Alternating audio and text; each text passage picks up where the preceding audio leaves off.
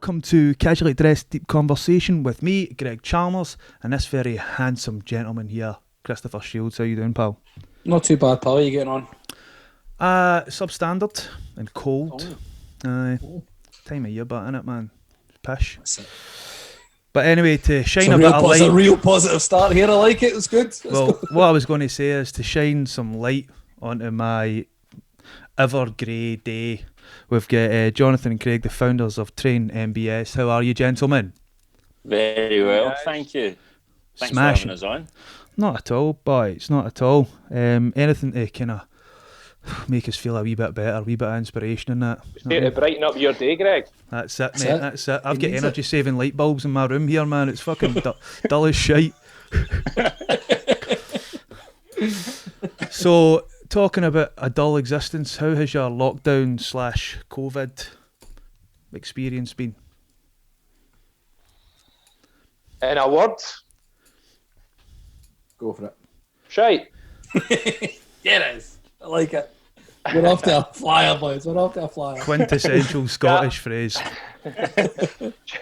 Challenging. It's been challenging, Greg. 'Cause so we've got a small studio, we've got a gym, and we're personal trainers.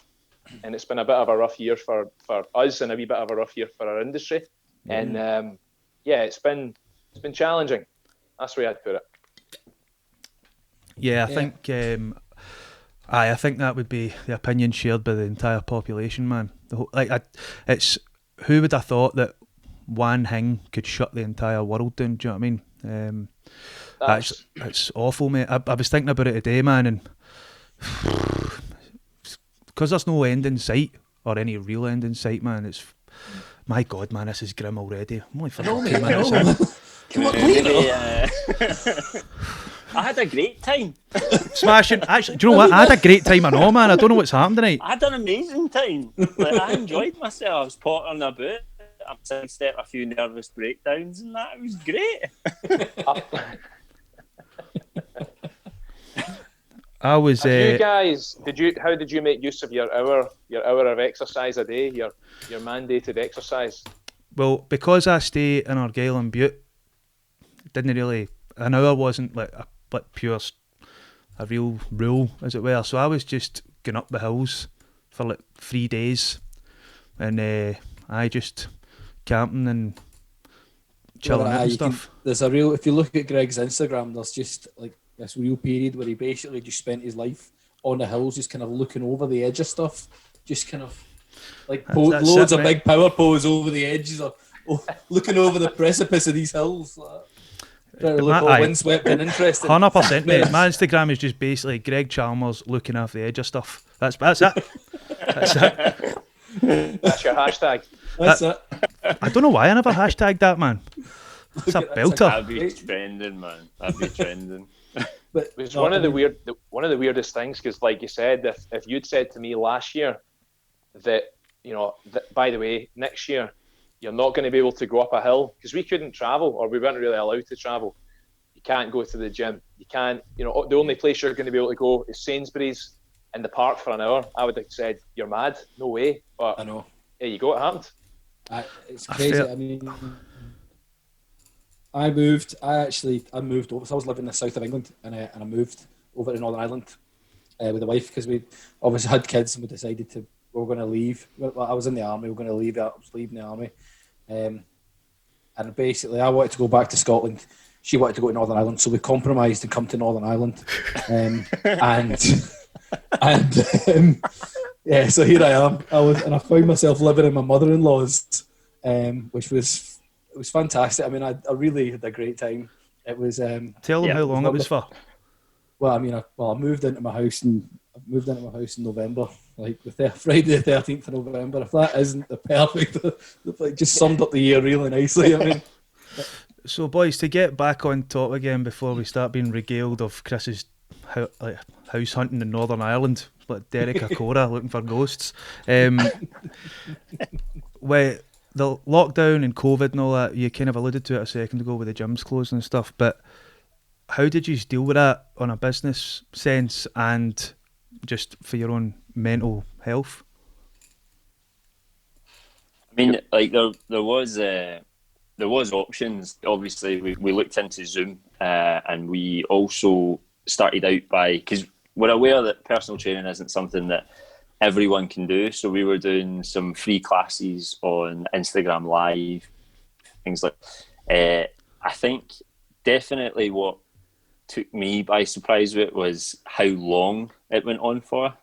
Like Zoom's great; it's a great way to connect, but you miss that kind of, when you're training with someone, you miss the wee details, the wee things that you would normally pick up on and things. So, pretty much the first round of lockdown was Zoom. Business wise, yeah, good. Stressful.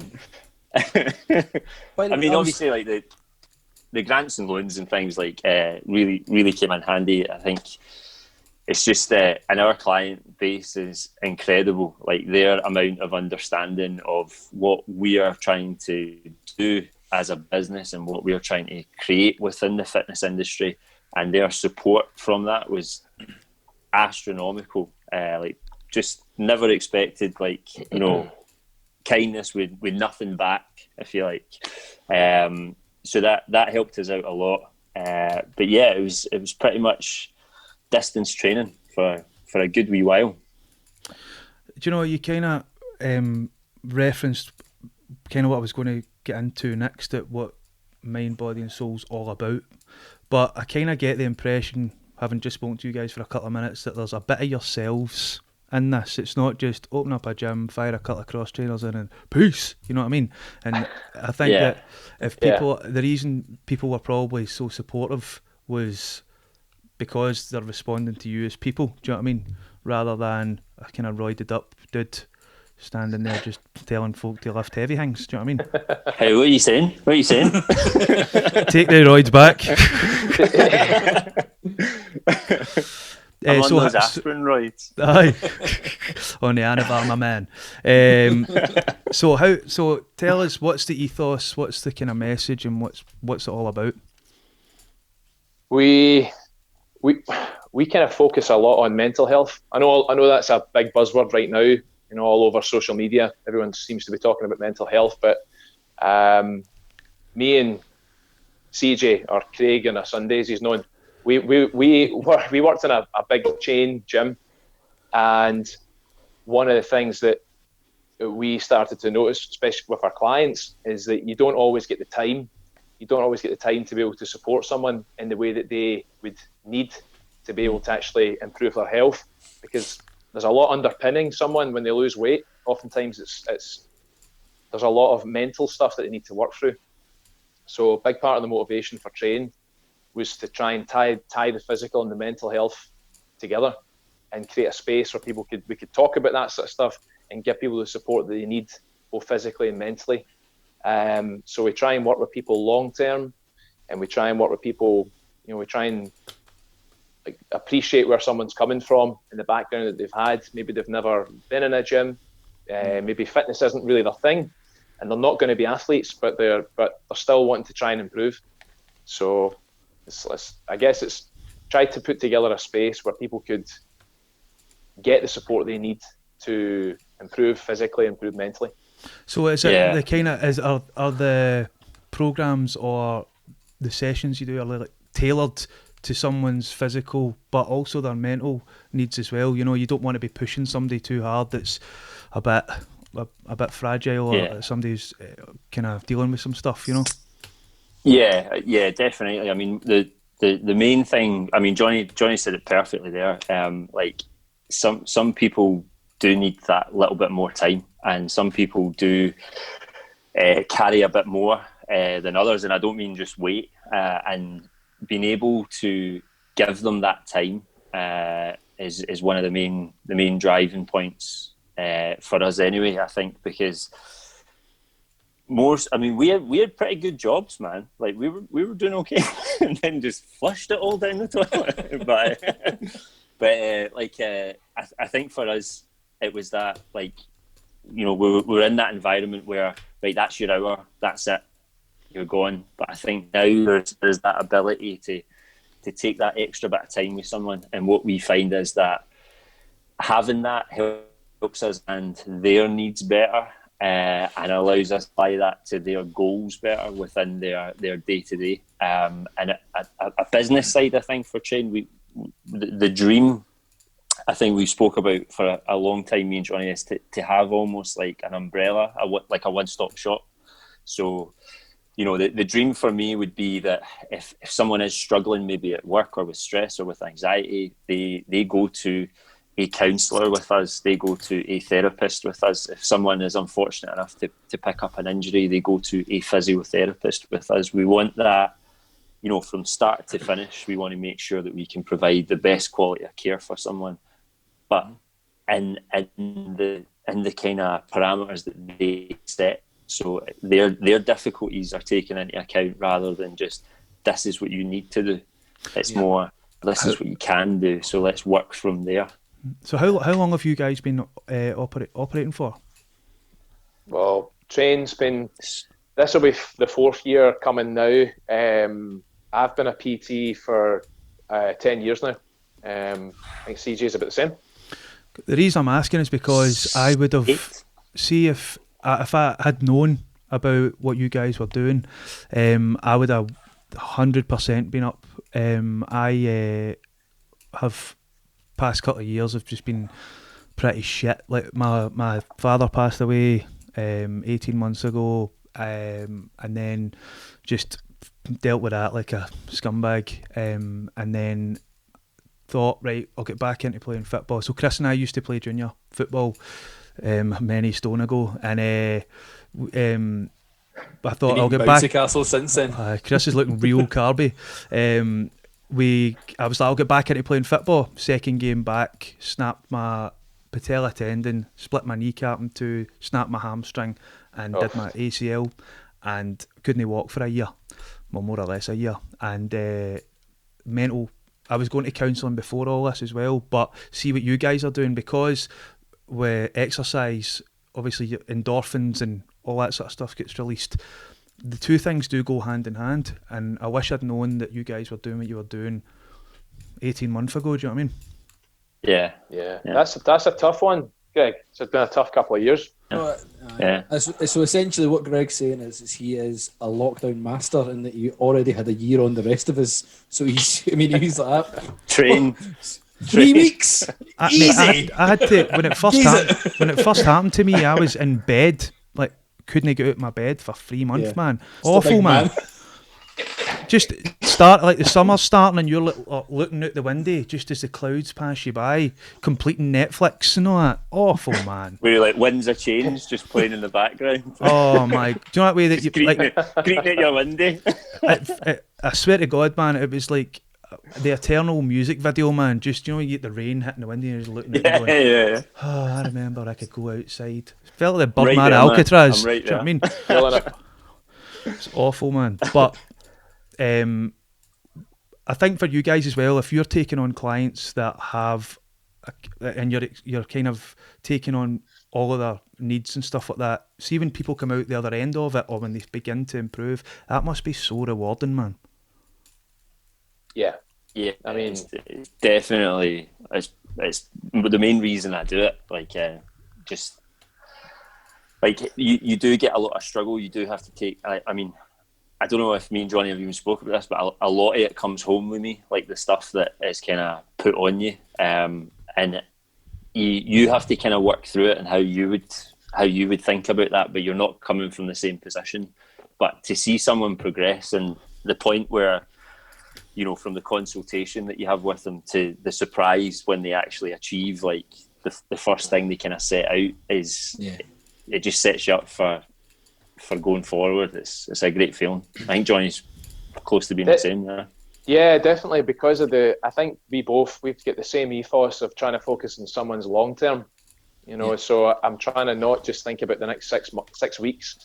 And something I've mentioned a few times, it's not that I won't take someone on if they want to get shredded for their holiday or something, but like what you've just mentioned there, Greg, about your story, when someone comes in, a guy that I've started in the last couple of months has just suffered a fairly major bereavement, so that's his motivation. So when you've got someone like that that really needs it and wants help and is ready to change, as a coach and as somebody who tries to help people and lives it, that is the reason why. That's the reason why I get out of bed in the morning, to be honest. Yeah.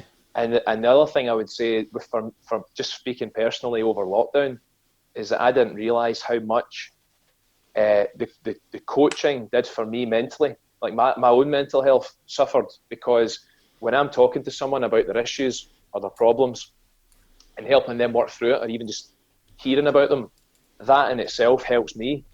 So I get a lot from it as well. And yeah, it is hard. Sometimes you get hit with stuff and you do take it home. But yeah, it's also, that is rewarding for sure. See what you're saying there about when you're talking to, like, you're kind of, it's almost like self-soothing when you're talking to one of your clients. I have had the exact same experience with this podcast. Yeah. I went off the grid last year. Didn't want to talk to anybody, get rid of all my social media. I was shooting a wedding in Italy, had enough of it, and threw my phone in the Mediterranean, and then literally didn't want to speak to anybody or deal with anything. And then when we first started it, I was kind of tentative about it and all that stuff, but it 100% prepared me anyway for going back into what I thought was going to be normal everyday life. It turned out it was just living in a shoebox. But actually conversing with people, even if you're not talking about your own issues, but it's cathartic, and you can it's just interacting with people. It makes you feel better. Do you know what I mean? Do you know what it is as well, Greg? Sorry to cut in, but it's something I only realised this a couple of weeks ago. It's, people talk about mindfulness and meditation, and I've tried so many of those apps and so many of those breathing exercises, and I mean, like, so much time I've spent on that stuff, and a lot of it didn't work for me. And what I realised is about those conversations and your podcast, and that is mindfulness, because you're in the moment. When you're talking to someone and you're hearing about what their life and their issues, you're not thinking about your own stuff. Your stuff's kind of, you're not thinking in the past. You're not really thinking about what's happening, what you're going to have for your dinner. You're just thinking about this chat, and so you're in the moment. So that's, you're meditating in a way as you're talking to people. Yeah. Exactly. Well, I mean, another thing that we've had was, we've had like Olympians and stuff on this podcast. We've had Gordon Reed's a wheelchair tennis player, female world champion boxers and stuff come on the podcast. And to a man and woman, they have all said, we've asked them how they're getting on. They've all gone, yeah. They've all said they've struggled. Every single one of them has gone, I've struggled with this, struggled with that. And you're like, well, you're somebody who's achieved, like, I mean, with Olympians on, you're going, like, these guys have done like some incredible medalists. I mean, incredible things, and you're going, well, if you're struggling with that, then there's just, all I do is I sit and talk to people once a week on Zoom. You know what I mean? Like, all right, but at the same time, you're going, oh, well, we're on the same boat. You know what I mean? It helps it, because similar with myself with leaving the army. There's this whole thing of, you've got to leave the army and be seen to be doing something better than what you've originally done. Like, I mean, everybody gets out of the army and goes into this job. It's like 45 grand a year and all, like doing all these wonderful things. But the reality is not that. That's not the reality of things. That's not how things go. And for me, it was, I always had this thing, people, well, Shields will be all right. He's fine. He's got his head screwed on. He'll be all right. And I would come out to a lockdown. You know what I mean? Nothing, absolutely nothing. Couldn't get a job for love nor money. Yeah. Eventually did, but I mean, there was like a good few months where I was, like I say, living in my mother-in-law's house in Northern Ireland, going, fucking, where do I go now? What's next? And I didn't have it in me to go, like, no, I need to go back. I was like, no, I need to push forward. It's maybe my stubborn, like sort of being kind of stubborn, maybe cutting my nose off to spite my face. But actually doing this podcast gave me a focus and gave me something to think on. And then we were quite lucky over here that we managed to, the gyms opened up in Northern Ireland before they did elsewhere. And getting back in and training that made a massive, massive difference straight away. Just to be able to get up and out the door and go into the gym and have that time for yourself, just to be like, right, this is me. I can get to work out, and you kind of park everything and kind of leave it at the door.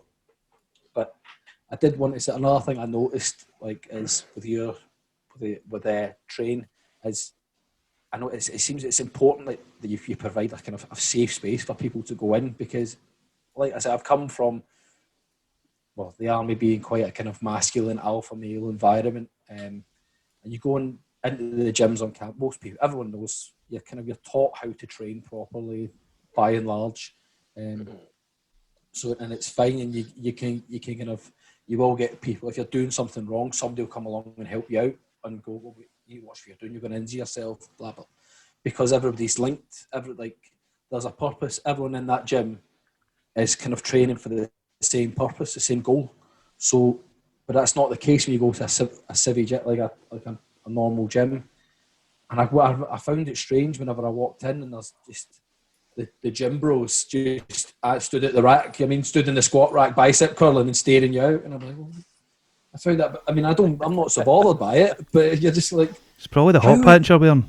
It probably was, mate. It was probably that, the girly squeals I was giving it. But no, it's, when you think about it, you're like, how? I remember coming away from a one particular gym going, how are they going to get anybody who's not confident enough to come into a gym? Why would they come here? Because I've just spent like the last hour being stared down by all the gym bros. This isn't like a conducive place to actually come and train. It's strange. How do you combat that? Because obviously that's a mindset thing, isn't it? Do you know what I mean? Boys go to the gym and they'll just fucking, I don't know, yelp when they're doing chest press and all that shit, and it's quite an intimidating environment. So how would you, what's your solution to the problem, as it were? Well, you kind of mentioned it there. You said that when you go into most gyms, like a mainstream gym, and you walk into the weights room, there's like a force field that you got to walk through. Yeah. It's like this. it's the alpha, the gym bros. And if there's you nailed it. If there's someone, if you're confident and you know your stuff, and you're prepared to go in, but not everyone's in that position. And to be honest, the people that need, like, see your granny or somebody who your auntie or someone who really needs to use weights, because that they really, like, from a health perspective, they could benefit hugely from resistance training. There's no way they're walking into a squat rack and telling those 17, 18-year-old guys, oh, get off. I need to do my Zercher squats. So the people, I think that was another motivation. It was like, for us to have, like you said, a safe space, that the people who could benefit the most could actually get the most out of the gym. Mm-hmm. And even if I had a client, we had clients there that were paying £40+ an hour, and if I had a client in for a session at 5 o'clock on a Tuesday night, and that we were planning and going in and doing squats or bench press, and if you walked into the weights room, sometimes we just do a 180 and come right back out, because there'd be, like you said, a queue of guys in the bench press, people in the squat machine, and that gets really old really quick when you're training people for a living. And you're maybe waiting for 2 hours after your shift, and you've been in since 6 o'clock in the morning, and you're supposed to be training someone, and then use a queue to get to the equipment. You need to change their set. So I'd had enough. I was probably a year after I'd had enough till we actually left. But now if someone comes in, I want to be able to give them a good session, regardless if they're brand new, 10 years experience, someone like yourself, Chris, that's had experience, and you're physically there. Yeah. Maybe somebody that needs a bit of mental support as well. And sometimes, and CJ's great with this, is that something that was mentioned on our podcast a couple of weeks ago was about having fun. So if a client comes in and says, I'm really mentally struggling, had a terrible day at work, then we might just chill and go for a coffee. We're not going to, it's, anyway, so. That's one of the.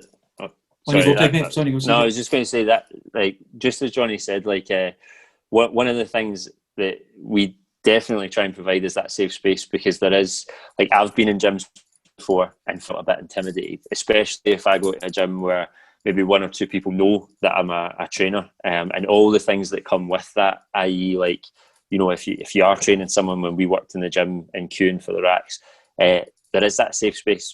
Like combating it wise, what I find, and I'm not sure if Johnny's the same, but see when see when you start to do the lifts and people become more confident, and it's just through repetition, wee tweaks here and there, and they're actually achieving their goals. I don't know how many times I've had people say, I'll never be able to deadlift my own body weight. And then, you know, after X amount of time when they picked up the deadlift, all of a sudden they're lifting heavier and more. Yeah. And one of the best feelings for me is just through that, not pressuring them into it. They say, you know, can I start stuff at home? And you're like, of course you can. Yeah, let's build a little program for you. And then all of a sudden I think I might want to go to the gym. And without you actually doing that, but just by being there, by being supportive, they've actually broke down their own barriers by their own achievements. It's definitely like so rewarding. And all of a sudden you got people who come to you because they're so anxious. And that's an unfortunate like sentence, that people are anxious to go to a gym. And it's like Johnny says, the people that genuinely need that kind of facility, because it's maybe not the right environment. Maybe that's where we come in, we provide that service. But what people start to do is start believing in themselves. They start building a bit of that confidence, and all of a sudden they're like, actually, I know what I'm doing. I'm good at this. Let's go to the gym. So that's really rewarding as well. I think for me, it's another thing. It's like I'm finding, and I just go along to like a pure gym, but I found the difference from like when I was working, going to gyms on a camp, is if you saw a lad in the squat rack and you see him and he's got a weight on, and you see his knees are coming in, and you're like, or he's fucking deadlifting something, you can see every vertebrae pulling it up. You're like, you go along, you'd be like, mate, you need to watch what you're doing. Like you were able to go and be like, mate, watch what you're doing, because you're going to end up doing yourself. You can't. I want to do that in a gym, but at the same time, I'm thinking, I don't want to go up to this person and be like, fuck it, you're going to really hurt yourself, or watch what you're doing. You need to do this, you need to do that, because at the same time, that could completely wreck someone's confidence. So it's kind of one of those. It's difficult. It's really difficult. I mean, yeah, you don't know how someone's going to take it. Exactly. Yeah. I remember you would see someone deadlifting in the gym, and their back would be, you know, like the top of a coat hanger, and so you'd go over and say, listen, and maybe just gently, yeah, are you okay if I could give you some help? But the thing is that I think that's a bigger, I don't know if it's a toxic thing, but it's that whole ego, fitness, toxic aspects of the fitness industry, or, you know, we're all influenced by other people's perceptions of us, and you know, and like you mentioned there, Greg, you go to the gym, and because you know who's going to be there and what they will expect of you, it changes what you want to do. Yeah. And so, in fact, the long-term ambition for Train, I would say, is to, in our own maybe small way, but it's to try and change that perception. And if we had a slightly bigger space, I would love that. If you notice somebody who is down, or if something's going wrong, you have an environment where people feel like actually safe to be able to say, look, you know, do you mind if I give you a pointer in your deadlift? Yeah. Yeah, you're right. And I think that's where, like, I mean, again, you go to like a kind of CrossFit box. I mean, I know CrossFit's maybe slightly contentious in the way that they're in their kind of form and stuff like that, but like a CrossFit box, there are a lot of places they will have that kind of like environment where people will camaraderie. The camaraderie. It's a community atmosphere. Yeah, community atmosphere, so people can kind of give each other pointers, and that's probably the only place outside of the military where I've seen that. Yeah, I think one of the issues that I find with that is it's the message that the fitness industry itself is putting out to the people that are going to the gym. It is very egotistical. It is very, look at how good my physique is. Why are you not like this? It's very along those lines. And I think before people even step into a gym, like what I'll call like beginner's mistakes, which is kind of following certain industry types who are natural. I mean, chemically natural. Message of this is what you should be doing. Yeah, chemically natural. But they're sending out this message of this is what you should be doing. But the issue is like the fundamentals. Like one of the things that I've spoke about is if you type in getting started at the gym, there's not one video on how to set up a bench or how to set up a squat rack or how to do that confidently. And sometimes that's what puts people off. It's like, I don't know how to work the bench. Like, so Yeah. no one's like setting the fundamentals. It's straight into, this is a deadlift. You need this because this is what I look like and you should want to look like me. It should be, we should be sending out the message of, look, the fundamentals. This is a squat rack. This is how you set it up. This is how you set it up for this, and this. Here's a bench. This is how you set it up.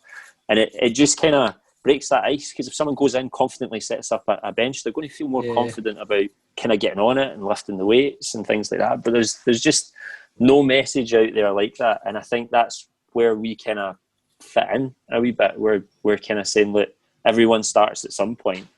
So let's cover the fundamentals, but we can also go to the big stuff if need be.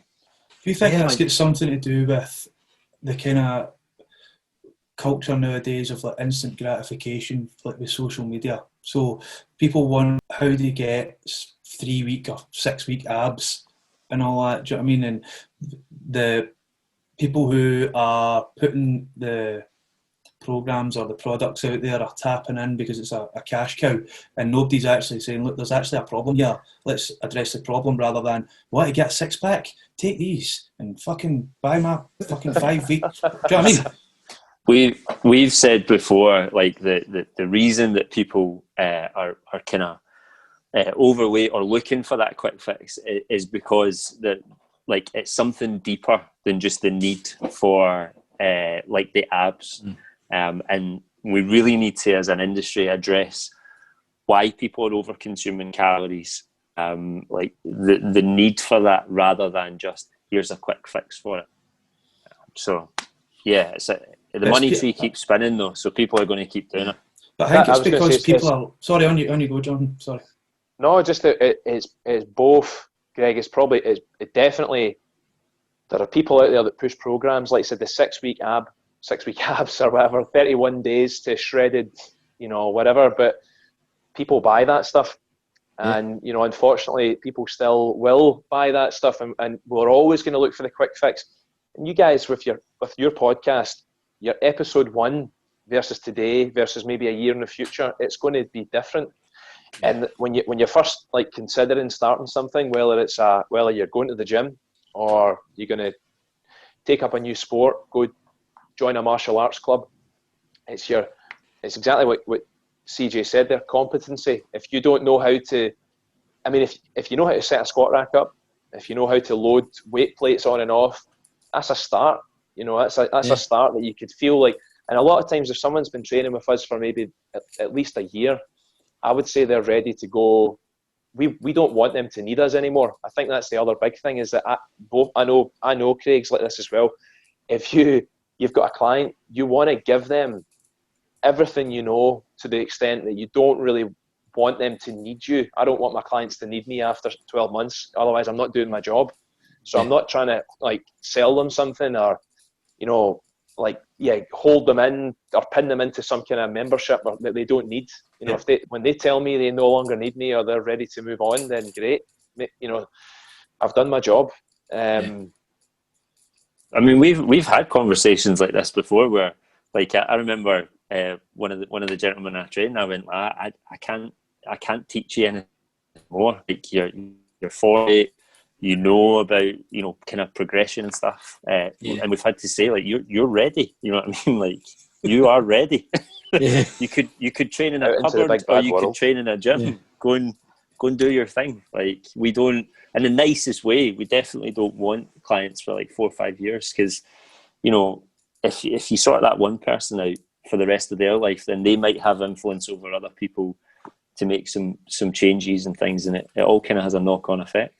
You know what? I genuinely, when it was one of you struck about a nerve there with me with there's no videos there for showing people how to set up a bench and a squat rack and stuff like that. I don't know why I've never twigged that. I mean, it's you're right. It's all just, here's how to do a pistol squat, or here's how to do your like clean and jerk and stuff, and all these wonderful freaking lifts and stuff that you'll never actually really use. It's it's bizarre. I didn't. Well, yeah, it's kind of. I mean, it's that look at what I can do. But I think for 90, the problem is that because we have this kind of need for that instant gratification, and we look, I think, as people, and I'm the same. We look for that's what I want to be. That's what I want to look like. So we give these people more influence, and we see more of them because we like, we follow, we subscribe, we share. And I think what happens is we kind of forget that, you know, the difference between real life and social media. And for 98% of the people that I speak to, that, you know, there's ambitions of like, I want to look like this. Yeah. So what I also was kind of interested in is, you kind of alluded to it earlier on about working elsewhere and stuff like that. But was there like a definite catalyst, like something happened and you thought, fuck this, man, let's just fucking dive into this with fucking both feet? Yes. I'll let Johnny tell it though. There we go. Probably wasn't like see, for me personally, because I started a family, so I've got 2 kids, I've got 2 daughters, and I got to that point where I think Kate was due, so my wife was starting a family, Florence was coming, and the way I was working was just not at all congruent with a family. And if someone out there that's aspiring to be a PT, you're not going to, well, you might be a millionaire, but it's not happened for me yet. It's not the reason you're starting something like this. So I had a personal need to change my circumstances and to get out of the whole working from 6 o'clock in the morning to 9 o'clock at night and barely making enough to pay my bus fare home. Yeah. Just that. In terms of catalyst in the gym, we wanted to try to start new initiatives. I know me and CJ, we talked about doing a boot camp, and the gym that we were working in shut all that down. So effectively, everything that you were doing outside of your time in the gym was seen as a conflict of interest. So it was getting harder and harder to, you know, even having a Facebook page and putting out advice was a little bit on the line. So it was getting tougher and tougher to be, you know, to have your own genuine focus. And it was a combination of things, to be honest, for me. Yeah, I think, well, mine was a little more definitive. Like, when basically I was the manager of the company that we were working on, and we kind of, me and the team, like the team especially, we turned it around. We were sitting like third bottom of earnings and things, and I had said, like, I didn't particularly want the manager's job, but, you know, I got given it, and I said, right, on a couple of conditions, we can maybe look at personalising the timetable and things. So I was pushing for like meditation classes, active stretching classes. Me and Jonathan had Jonathan especially had experimented with laughing yoga, which was like laughing yoga. Yeah, it's a thing. Is it like goat yoga? What's goat yoga? I know something you don't. I don't know, I've never heard of goat yoga. Is it literally as it sounds? Aye. It's Tom Brady yoga. It's for kids. No, it's not. It's shite pun, lads. No, goat yoga, man. Greatest of all time yoga. You cannot tell me that you know about laughing yoga and you've not went down the rabbit hole that is goat yoga. Listen, I've heard of pizza yoga and beer yoga. I've never heard of goat yoga. Wine yoga. So basically, it's live goats, right? You're not eating any goats. I'm already interested. So basically, you do yoga. Here's a kicker. There's goats a bit. There's wee goats, and they just kind of run around, and jump on top of you and stuff like that. Because supposedly goats are like, I don't know, an animal that spiritual animal. Emotes. It is, mate. It is, man. It is. But it provokes some sort of happiness in people when you see goats jumping about. So yeah, that's brilliant. That was the real catalyst, Greg. That's why we left our 2-day jobs. CJ wanted to start. He was talking about doing some donkey yoga. Can you imagine it? Big yoga. Basically, that was why we had experimented with stuff, and they kiboshed goat yoga. So they went with badger yoga. Well, listen, we can't do goat yoga. I've already bought 50 badgers. That's it. We're done. No, it was basically just that. Like we had wanted to bring in more like meditation classes and things like that, a bit more like real life stuff. But when the team turned it around and stuff, the parameters started to change. And I remember Johnny was on holiday. Where were you? Italy or something? No, I remember this. Yeah, no, I was in Turkey. Probably the best text messages ever received in his life. This was wild. Yeah, so I basically. Oh, sorry, go on. No, I was starting to do some PT sessions in my front room, and we were talking about doing some training outside of the gym, and I get a email through from a lady who was interested in personal training. So I messaged back, didn't even consider it, just emailed back. Anyway, CJ, what happened? Catfish. He got catfished. Basically, our manager had kind of made up this fake account and catfished him. So what? Yeah, I know, it's kind of crazy. Wow. It's kind of crazy. But like PT 2 days catfishing, man.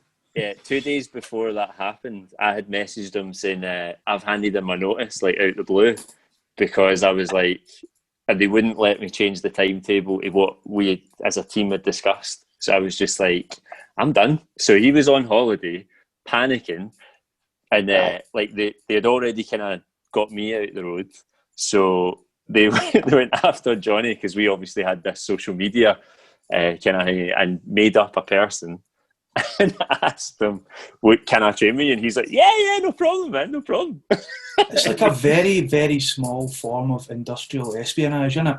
Like, oh man, it's a crazy industry for that stuff, man. It's a crazy industry. I mean, I take it this is a relatively big company. Yes.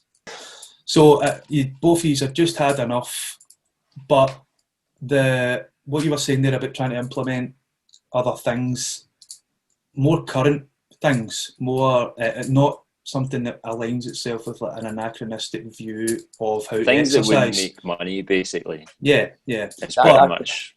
That's the big part of it, right? Because all this stuff, I mean, even like the whole approach that you're talking about, the 90-day ab program, that's what makes money. That's what, if you want to get your headline on Men's Health, you need to be, basically, you need to bullshit. You have sexy. To say, you need to be sexy. Yeah. Everybody knows it's pish, but 1 beer a day to 6-pack abs. That sells. Yeah. What doesn't sell is saying you're going to have to do a little bit of work. It's going to be uncomfortable. You might have to overcome some mental struggles. You might have to overcome some childhood trauma. And over time you will build confidence, you will learn technique, you will become a different person. It's going to be transformative, it's going to hurt, but you know what, in the end it'll be worth it. See, I find that sexy. I find that sexy. That's why we work together. I also think, but my blood's up after that. I'm going to come off this call and just do a quick sesh, man. But I also think that the whole thing about people are being fed misinformation. Like, I saw a guy, man, he's like eating pizzas and like 3 a.m. and all that, and then he's like lifts his shirt up and you're like, what? I was like Himalayas, and it's ridiculous. But he's like, yeah, man, I just eat what I want, but I do this mad thing during the day that means that I can eat whatever I want. That's bollocks, man. Absolute bollocks. Yeah. Ultimately, from what I can gather from my limited knowledge about fitness, is that calorie intake, and then like it should be less than you're expending. You do that, you'll lose weight. Am I right? Nailed it. I mean, that's it. Technically a PT now. Yeah, that's it. That's all. See if you can count to like 10, you've made it. If you can count to 10 3 times, you basically are a PT now. So. You've said this, CJ. Is that like this is the thing? Is yeah, you're right. That is how simple it is in terms of the physiological, how you lose weight, eat less than you expend. That's it. However, normally for most people, they've got a lot of emotion tied up in food. They've maybe got some social stuff where, eating in a certain way with their family, or drinking with their mates. That's their social environment. So they've got to maybe consider changing that, which is tough. So there's all of that stuff. I think that's the harder. That's where a coach, I think, can help. Telling someone just eat less. That's like, all right, thanks, mate. Didn't think of that. No, but you're completely right. But you're 100% right, because it's shit. Like even the now, I was saying to Chris, like during the summer there, I was out cycling all the time, just trying to build strength up my leg, and I was eating super clean, like every day, no bother. See, as soon as the clocks changed, suddenly I was like, oh, easy carbs, my man. It's cold outside. I'm having a Fribentos pie. And it's like a mentality thing. Do you know what I mean? Trying to stay like focused and motivated was just so much more difficult. And we'd kind of alluded to it before we started recording about it's not like a 6 or 12 week plan. It's a lifestyle change that people need. You know, and doing a quick fix, 500 calories 2 days a week, or whatever the fuck it is, like that, you can't survive like that forever. You know. Yeah. I think it comes back to like the message that's put out. I mean, 60 seconds on a video is perfect time to say, you know, eat less, move more. It's great, but when you start throwing in, or like you know the side by side pictures, like the transformation, like this is what I've done in 6 weeks. A lot of what we miss is the context behind those things. So, for example, like, I mean, I'm 35. Johnny's, what are you, 30? 31, yeah. 31. Like, we live two different lives. If we done the same program, it would turn out very differently. Like, because I don't have kids. I don't have a wife. I'm not, you know, running the household and doing all the things Johnny's doing. So I have more time to do what I'm supposed to do. Whereas Johnny might have to fit in all these other things. And what we sometimes lose in these sound bites is the context. And one of the things that we try and do, and Johnny's really good at this in his videos. If you look at our Instagram, like going into detail about why something's important, not just eat less, move more. It's why you can do that and how you can do that with some of the restraints that you've got. And obviously, Johnny himself, like I always reference him because he's living proof of it. He's got 2 kids, he's got a family, he's got a job, he's got a business, and he's still able to steal, you know, not always an hour, but 15, 20 minutes, 10 minutes. And he's really honest about it and really open and saying, like, I can only get 10 minutes in. I'm going to get 10 minutes in. And I think something we spoke about before we came on live as well is like the fun element's gone out of it. Yeah. You know what I mean? It's all structured programs. It's all, I need to do it for an hour kind of thing. And you're like, you know, I think if a lot of people kind of relax, chill out, they're able to get a bit more fun into it. Doesn't seem like so much of a chore, but definitely, man.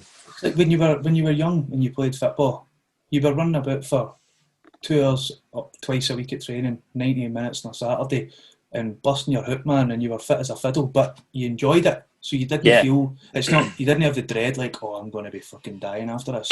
Like it was enjoyable, you know. And I think for a lot of people, myself included, the thought of going to a gym is probably worse than actually going or being there. Do you know what I mean? Once you get there, and especially if you start seeing results, it's a kind of it's a perpetual thing. Do you know what I mean? You kind of, it becomes part of your life. And even like you were saying there, even what you're saying there with Johnny, that if you can only fit in a small window of time, that window of time becomes precious. Do you know what I mean? And it's not a pain in the arse. Do you know what I mean? Yeah. I think we've said as well a lot of times, like if you have something that you love and you can do consistently, do it. You know what I mean? Don't follow a 12-week ab program because it's promising you results, because you're only going to do that for 12 weeks, maybe even 8 when you get bored of it. Yeah. But if you're out playing football and you love it, you're going to do that more. So why would I not train you like that? Because it makes sense. But we've kind of lost. It's a wee bit lost there. It's like, no, you got to do this, you got to do that. But it's we need to bring the fun back into it. 100%. I mean, I find I've got the opposite problem from Greg. Greg, you're kind of not. You find it difficult to go to the gym, but you're good at the nutrition stuff. I'm the other way about. Like that old adage, if you can't out train a bad diet, I have been trying for years, and I swear one of these days I'm going to crack it. But it's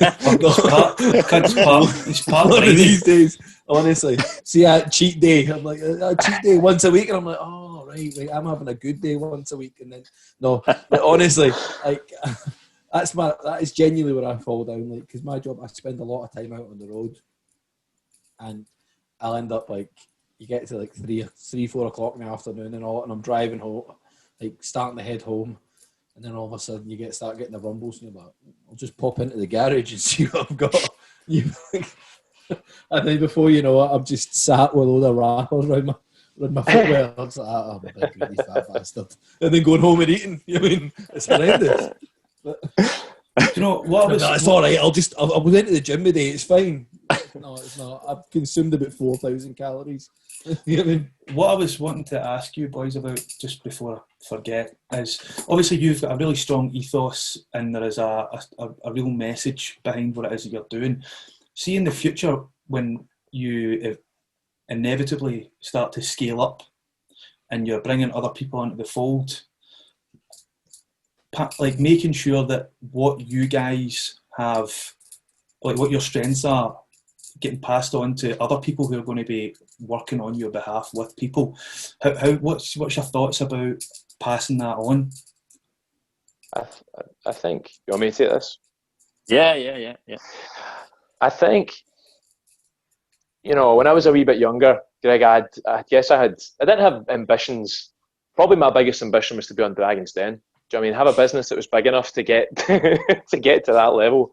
But when you've got a pure gym or a gym group or anything like that, inevitably at some point you will lose some of your character, because you're diluting what you're doing to an extent that you're relying on people that you've probably never even met to carry the ethos of your company. I won't mention the gym that we worked in, but it's the same idea. They had their 6 values. One of the values was never put well-being, never put profit before well-being, and yet that's exactly what they were doing on the ground. So I guess neither one of us wants to have like gyms all over the place, gyms in New York and gyms in LA. I think if we could grow, even if we could just continue to grow where we're at, and we've already got, we do work with some amazing trainers who share the same ethos, and it's probably, they're all a little bit different, but they're all also, I would say, honest in their content and in their message, and they're consistent, and they know our values and they align with their values. So probably keeping it quite small. See, but can I just jump back to that other one, the other question, because about like upscaling and stuff. Totally. We've spoke about this, where like the idea of success, and it's how success is measured, and we've said this a lot, that if we can make the best of what we've got, that's a success for us. Like a lot, even when I'm home at Christmas, my family's like, oh, when are you going to start upscaling, and when are you going to start doing this? And for us, like from the place that we used to work, which was, we'll never put sort of money before well-being, like that is something we believe. That is something that we've definitely took from that but applied it. So it depends on how you measure success, and for us, success would be influencing the people that come through our doors to have a better lifestyle and lead a better life, and that's successful for me. I think Johnny's the same as well, and that includes like building female confidence to go to the gym, things like that. It all kind of ties into that, what you determine as success, basically. Yeah, 100%. I think it's rare, that approach, because ultimately people get in business for like off their own back for 2 or 3 reasons. First one, they don't like working for somebody else. 2, if you work for somebody else, you'll never be as rich as a gaffer. And 3, they think that working for yourself, you don't like, or you can make up your own hours and all that sort of stuff. But to hear you guys saying that, the well-being before profit thing, it is completely rare. from someone who is a scandalous capitalist. Do you know what I mean? Yeah, if I wanted to be a millionaire, I would not be in the fitness industry. Yeah, that's the first thing. I'm developing apps right now.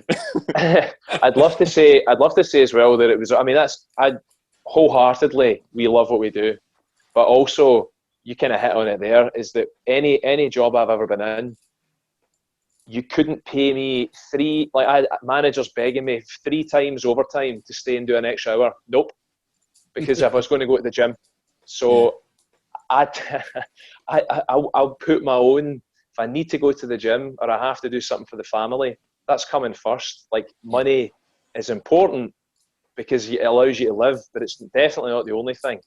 And it definitely is not going to lead to happiness. So there's I think that you've basically nailed it. It's freedom, a wee bit of freedom, being able to make an impact in people's lives, and then focusing on that long term. Where if we've helped someone with a transformation, guess I'm trusting that person then they'll always speak fondly of us. They'll recommend us to their family. That in the long term, the short term, maybe it's not going to mean that we'll sell 100 or 1,000 programs, but in the long term, it builds good reputation. It builds good, Well, that's what I mean. A majority of PTs run off reputation, especially nowadays with social media and stuff like that. Many moons ago, I used to go to a PT guy down in Partick, Stevie Murray with Phoenix Fitness, and I could not recommend him high enough. Like I was 18 or 19 at the time, Chris, and I was like, although I'm a big tall guy now, back then I was like fucking 17. I was still 5'4" and weighed about 3 stone, man. But going to him, and it was a private gym, like just a one-on-one stuff.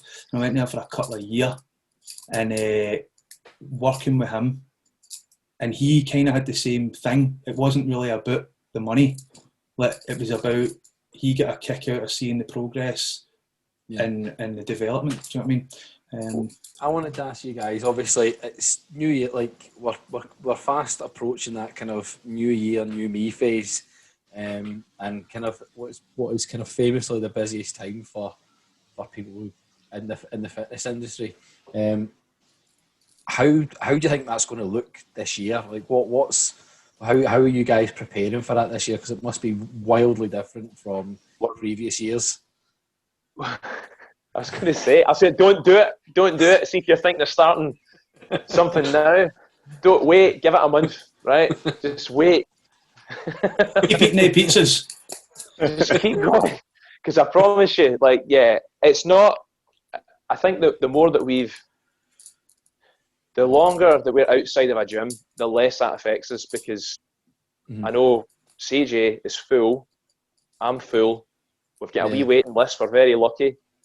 And so it doesn't matter. And to be honest, we do get that. Sometimes we get a wee influx of emails on 1st of January, 8 o'clock in the morning. It's a wee bit different because I think what we do is specifically, it's like you were saying there, Greg, it's one-to-one. It's personal. People, what are they going to do this year? I don't know. I think one of the beautiful things is from this, and you touched on this when we spoke on our podcast, is that I think more people are going to be very health conscious. 100%. My hope is that obviously we're one-to-one, so it is a little different, but these corporate gyms are understanding of that and support that's kind of needed for people who are coming in the door. That would be my hope, but whether that transpires or not, I don't know. You're totally right, but people's awareness of even not just fitness and well-being, but hygiene and all that's everything's heightened, and I think it was mental this year with how many people took up hill walking and cycling. It's probably the skinniest Scotland's been in fucking 50 years. Do you know what I mean?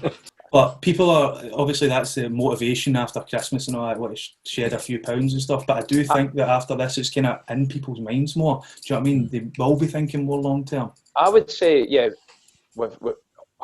okay, the whole thing about making New Year resolutions, if you've got a list of 30 things, 40 things, you're probably, it gets less and less likely you're going to achieve them all. So if you can keep it concise and write 1 to 3 goals for the year, and it doesn't have to be about fitness. Fitness might be a part of it. I think everyone, or most people, are a bit more health conscious because of COVID, and because of one of your risk factors for that is being, overweight or having comorbidities. So if you've got high blood pressure, type 2 diabetes, and you're overweight, you may be of a higher risk of complications. So a lot of people are going to be more focused on their health. And this time of the year, because most people are off from work between Christmas and start of January, it probably is quite a good time to have a wee reflection of your year, because you can see it a wee bit, like looking back to March feels like 10 years ago, to be honest. Yeah. But it's a good time to have a think about your year, think about what you might want to change.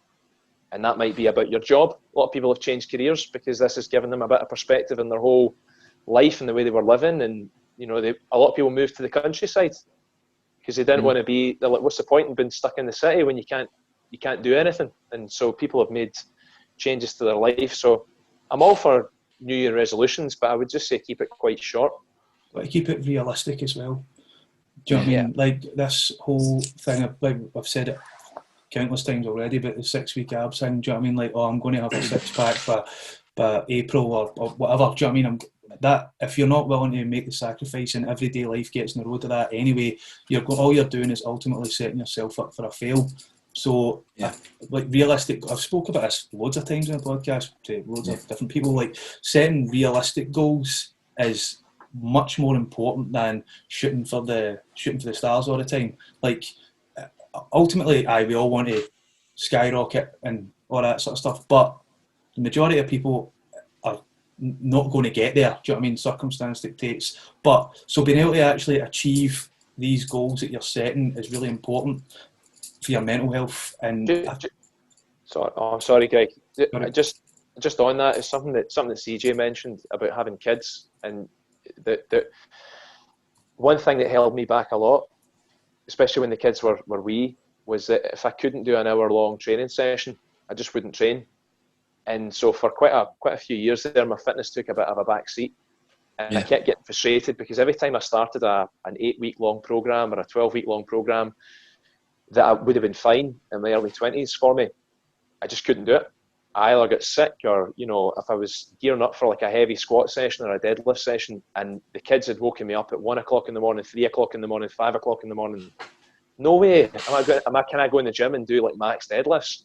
Yeah. And that makes perfect sense to me now when I'm looking back. But see at that time, I just ended up I just spun my wheels into like a kind of a wee bit of a depression over not being able to do the thing that I wanted to do. And so you just mentioned it there. It's keep your goals realistic, and then like CJ mentioned earlier, in the context of your life. So I find guys like David Goggins and Jocko Willink really motivational, but I don't find them motivational as fathers. I don't find them motivational as husbands. So I only look at them through this lens of these guys are amazing, so motivational, amazing physical athletes, but that's not my life. That's not my priorities are different. I want to be a good dad. I want to be around my kids. I want to help CJ with the business. I want to try to train, and so maybe that means that I can only do a 10-minute bodyweight circuit. And is that ideal? No, it's not. But it's better. It's a lot better than fuck all. So I think it's about accepting that there are different versions of yourself. Do you know what I mean? Like you're a father, a businessman, but you're also committed to health and well-being, and that if you can't be so have tunnel vision like that, and you're not like a full-time professional athlete where like that's your sole focus. You know what I mean? 100%. It's all about adopt, adapt, and improve, innit? Do you know what I mean? You take wee nuggets of information for these guys and implement it into your life, but you have to amend it to fit. Definitely. So what I was wanting to ask you about, gentlemen, is your podcast, man. So you're fresh at it. You're one of 100,000 podcasts that started in Britain this year. Go on. Aye, but we were first. So tell us, first and foremost, what's it called? This. That's it. This. There's a running joke. Can you hear me now? Can you hear me now? Can you Can you hear me now? Can you hear me now? there's a running joke where we basically say like, send in your names for what we should call this podcast, but it is forever going to be this. That's just the way it goes. So its name is This. Welcome to This. And what's the focus? Obviously, I take it it's like health, well-being, fitness, and all that. But is there like a format? Do you talk about other things as well? Yeah. Well, so far we've went a bit off the wall in the last one, where we chatted about conspiracy theories for an hour. So I guess it's a wee bit of our personal relationship in there. The one before that, we went into some controversial waters with the whole fit shaming and fat shaming type of. We tried to broach that conversation, and I guess that's the idea. Is just, I mean, we're basically just defining a podcast. Have a conversation, make it authentic. Don't make it too structured or scripted. Yeah. And talk about fitness and well-being, mental health, and I think the idea we're on episode 6. The idea in the near future is to start bringing on some guests and get some different perspectives as well. Yeah, you should. We have no idea. We have no idea what we are going to say when we sit down. It's unedited, unscripted. There's nothing at all. We basically just start chatting, and then it goes from there, and it just kind of escalates. Right, gentlemen. So I'm going to finish up for tonight. But listen, thanks so much for coming on, boys. I think what you've got going is amazing. And I wish you the best of luck with it in the future. Appreciate it. Thanks for having us on, guys. Great. Not a problem at all. So I'm going to sign off just now. Thanks for listening, folks. Please hit those like and subscribe buttons.